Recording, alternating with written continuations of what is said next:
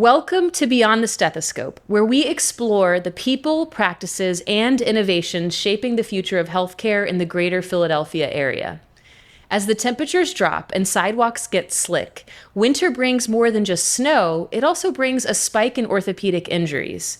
From slips and falls to strains and sprains, cold weather can be tough on our bones and our joints. In this episode, we're joined by orthopedic surgeon Dr. Stephen Cairone, who shares practical tips and preventative strategies to help you stay safe, strong, and injury-free all season long.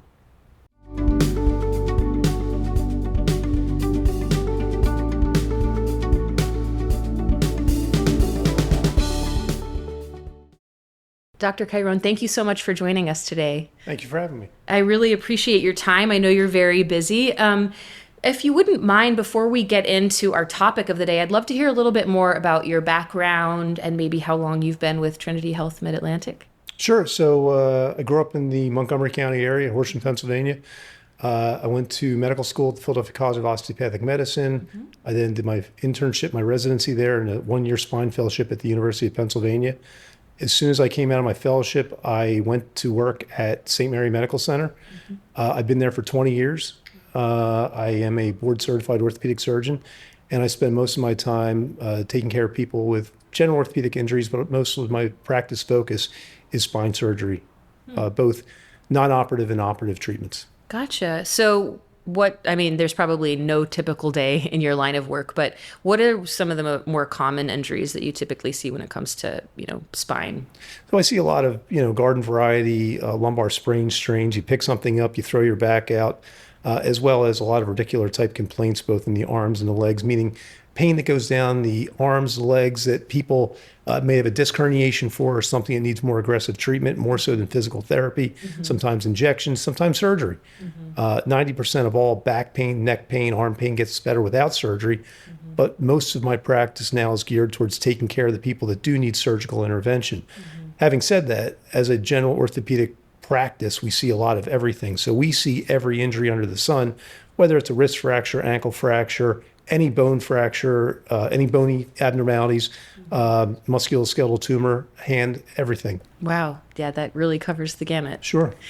So on our topic of today, you see it all, right? From injuries to chronic ailments. This time of year, as the weather gets colder, there's a lot of elements to deal with. What are some of the more common injuries that you see in winter? Certainly it's slip and fall injuries, and not so much from snowstorms. It's usually from freezing rain, black ice, things like that, where people don't know what's going on, so to speak. They walk outside of their door, front step, and they fall right down. Right. So we see a ton of ankle fractures and wrist fractures just from that. But then when you do get the snowstorms, you also see the people that go out and shovel their driveway, and that's where I see a majority of lifting-related injuries for their back. Usually see them 2 or 3 weeks after a storm, where they have this unrelenting pain that's not going away in their back, going down their leg. Also, shoulder lifting injuries from snow removal or doing anything, especially falls. We'll see that in terms of like arm pain and cervical spine or neck issues as well. I was going to say, it's such a repetitive motion. Shoveling snow can be really hard, especially if you're kind of more inactive. It's wintertime, you're cozying up, and then all of a sudden you have to shovel a long driveway. Absolutely. For me, my own personal story, I was running to catch the subway in New York City. It was like you mentioned, it was the black ice, but it was under a little bit of snow. So I just thought, I can scale this sidewalk curb and just feet right out from under me, bruised tailbone. Absolutely. It makes life difficult. So it sounds like you see, I got an idea of the types of injuries that you do see.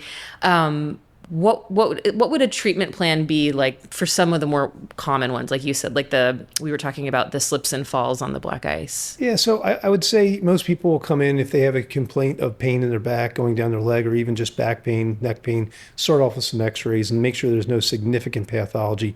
In the elderly population, we're always worried about a fracture. One of the more common ones we see is a compression fracture, which is when they actually fracture a vertebral body, usually treated with a brace. Sometimes it does need surgery. We can put cement into a broken vertebrae and get somebody back on their feet in 15 minutes, and they're out the door, and they do very well from that if needed. But then if for people that don't have a fracture, it's more of a nerve-related pain or something, hit them with a short course of steroids, generally start them with physical therapy and see if we can get it to calm down without any surgical intervention. And then at that point, if they're not getting better, an advanced imaging study such as an MRI may be needed. Okay, great. That's good to know. But it's nice to know there's several interventions that aren't just straight to surgery, which, Surgery is always the last thing that we do. And it's, if somebody, I'll rarely operate on somebody if they don't have significant arm or leg pain, because generally people don't do very well with just surgery for back or neck pain. In some cases they do, such as fracture work, but for the most part, we try to stay away from that if possible. Absolutely. So what would you say to me if I were one of your patients who came in with a winter-related injury, say a slip and fall? What would be preventative measures that you would recommend to your patients? I think some of it's the simple stuff, especially for the elderly, salting areas that you're going to step down onto, especially a driveway next to your house, a walkway, things like that. And if you're elderly or you're older and you can't do that for yourself, just hire somebody to take care of it. I mean, I think that's the big thing. As we get older, we still think that we can do a lot of things that we probably shouldn't be doing. But you probably get to a point where it's worth it just to have somebody else take care of some of those maintenance things around your house, so you don't have to worry about it. I have this conversation with my dad once a week because he says he wakes up in the morning and in his mind he's 35, but then he's 76 when he steps out of bed. Well, so I'm like, pay somebody to do And my father's the same way. He's 82, and we had to take all the ladders away from the house because he still thought, I can go and clean out the gutters and things like that. So at some point, you have to understand that people around you are just trying to help you from injuring yourself. Absolutely. Yeah, there's pride, and then there's actual winding up in the ER. Do you have any different treatment approaches to cold weather injuries that you do to other types of orthopedic injuries that you see? I think it depends. It depends on if you're looking at, like, a lot of kids are playing sports year round. They're out in the snow, or they're out, even though it's snowing and it's cold outside, they're still playing, practicing 3 or 4 nights a week and stuff like that. So I think warming up properly is a really big part of that for the younger population. Absolutely. I think for the older population, if you decide that you're going to go outside and shovel snow, as funny as it may sound, like some basic stretching wouldn't be a horrible idea, and to keep yourself in shape throughout the year with I think everyone should probably doing some amount of stretching for their low back, for their neck, as well as general physical fitness for them, I think is reasonable. Absolutely. Yeah. I think that's great advice. I mean, and it's like we all hear it, but it's like we have to put it into practice. And like you said, it's not just a winter thing. It has to be kind of physical fitness all year round. Sure. In terms of traction, like gear people can wear, anything like that you would recommend, like, I know it might seem like a no-brainer, but some of us, it's like, oh, that pair of shoes I haven't, switched out in 3 years. Like, do you recommend like good traction for winter slips and falls? Certainly, but I think ice always wins. So it's one of those things that no matter, preventing yourself from slipping on the surface is number one. If you're going to go out and shovel something, a lot of people, like people at Home Depot, Lowe's, whatever, wearing the, those back braces to help prevent lifting injuries. If you're an older person and you're going to go out and shovel snow, it may be worthwhile to wear a similar type of support just to help keep your body ergonomics a little bit more straight up and down. But I do think the traction not falling is a big thing, and don't overload. You don't have to, a snowblower, great invention. Yeah. Let the machines do the work for you. Yeah, there's a reason they exist. Yes. Anything else that you'd like to add for our viewers in this conversation of, prevention and treatment in terms of orthopedic injuries? Sure. I mean, I think one of the main things is we try to get people in as quickly as possible when needed.